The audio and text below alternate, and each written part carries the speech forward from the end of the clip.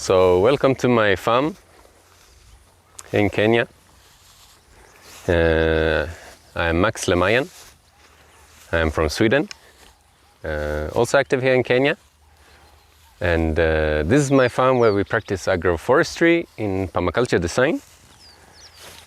And this land we have right here is a grazing field where we are improving the land to come back to Savannah. This is formerly a Savannah landscape, bush Savannah landscape that has been so gone to be desertified. But right now we have been managing this land for some years, taking back the grass.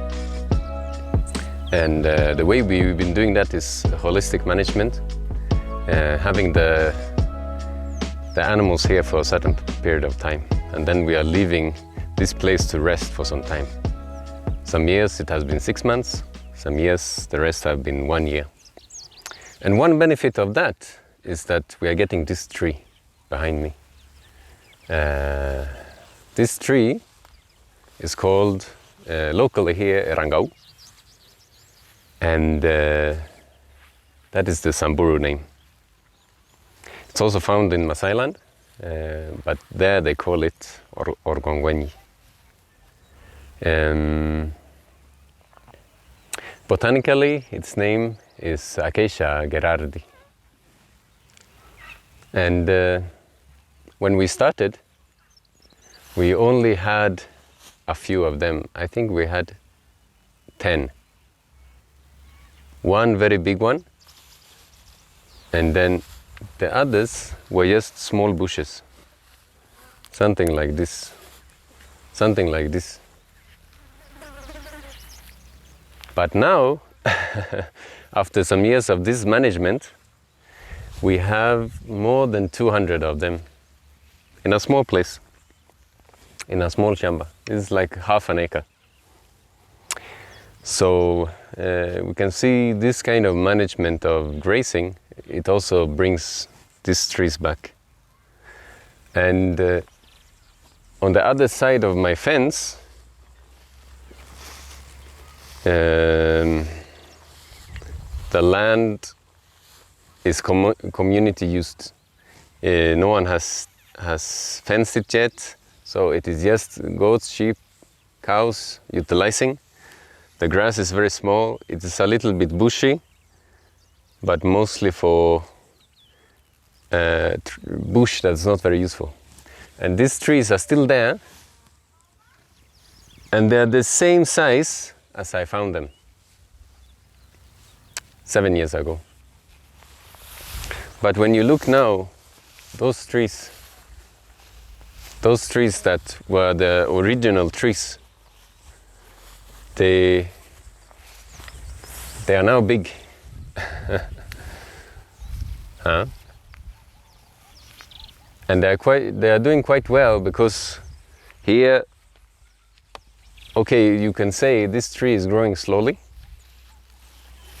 You can say this tree is a slow grower, but when you consider that this is a grassland, the soil is very compacted, it's competing with the grass.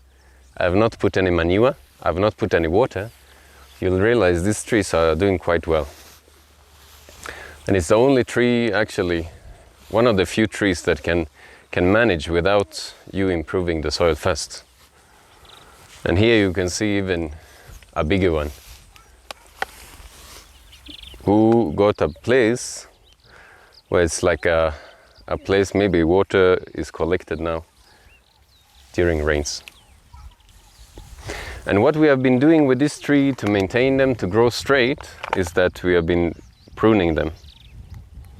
We've been pruning them with the saw for smaller branches, or the secateurs for even smaller branches. You see? And this makes now the tree to go upwards. This tree likes spreading. It likes making a canopy. It doesn't like being straight. So we are forcing it to be straight. And we believe that this pruning is assisting the tree to go up and grow faster. And at the same time as we prune, we also get some useful material. We get some branches. So if we have a fence line where we are planting trees, we like putting this one as a protection for the goats, the sheep, the cows, so that those trees that germinate, you can even see here, we planted actually the same tree. Just by digging a little bit and putting those seeds. So now when this one are coming, the goats will like to eat this one. So these branches are helping.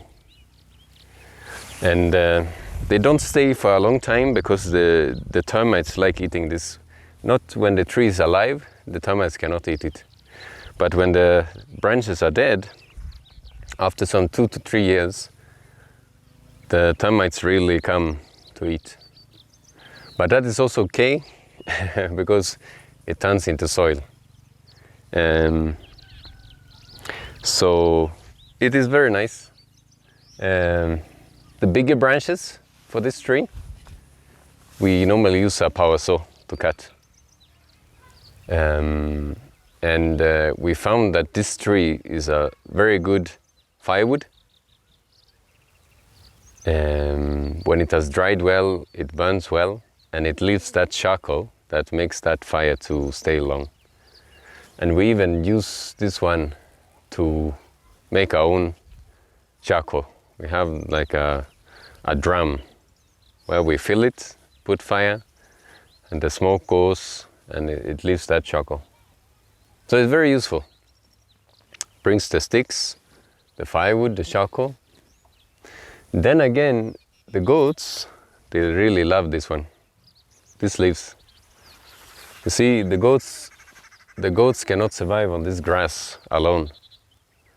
So in this grass there are some shrubs that they eat and some other plants that they eat. But this is also something that they really like. And now when the trees are big like this, I can easily put the goats here. When the trees were still small, I didn't have any goats. But now the trees are big, they are protected. It can really do better. So you see that where it is tall, the leaves are big, where the goats cannot reach. But if you go and see where the goats are reaching, you can see like here, the leaves are trying to come back. And you can see there's quite a difference. Oh, sorry. There's quite a difference in the size of these leaves. So I'm leaving like a tree like this. I am removing big branches for the tree to grow straighter. And then I'm leaving those small ones for the goats to have a feed. So it will self-prune. These branches, they will not really grow well. They'll remain the same. The goats will come and eat. And then after some time, it puts new leaves, the goats will come and eat. Until the tree is big, like these ones.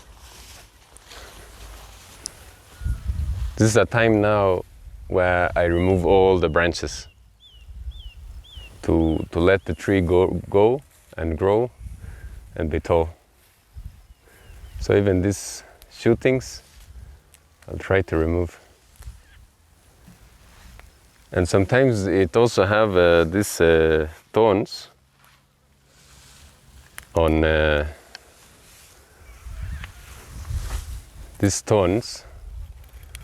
the trunk.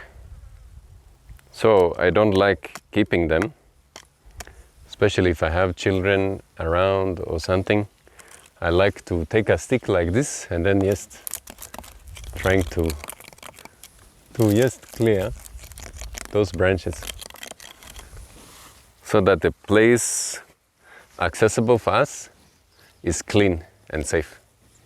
And then those branches will grow upwards. So it's a very nice tree. It gives us a bush, kind of, that's coming up, some shade. The shade is actually helping the grass. The leaves will drop in the drought, improving the soil. When the trees are big, it gives us some seeds, which will now bring many more trees. We can see that birds like staying up in these trees, resting. And when the trees are bigger, they also put their nests inside. Then there's another big tree we can see. Just come and see.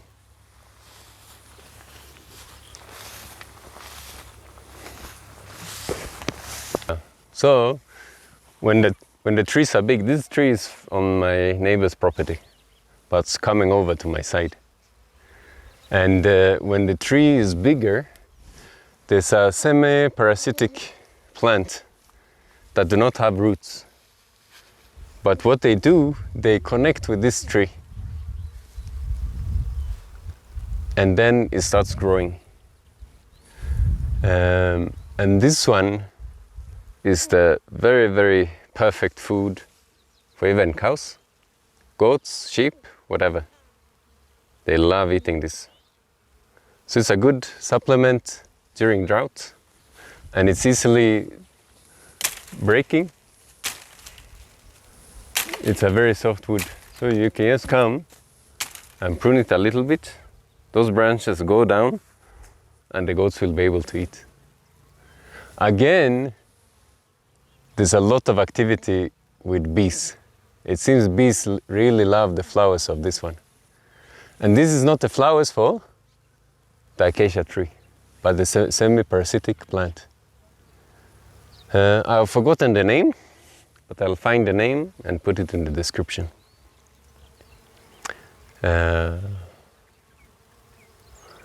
So that is an advantage. And the same, even this rangau, it has its own flowers, another season, that also helps the bees. So this is also a very nice, the rangau is a very nice tree to help with bees. Our neighbors have bees, and sometimes we buy from them.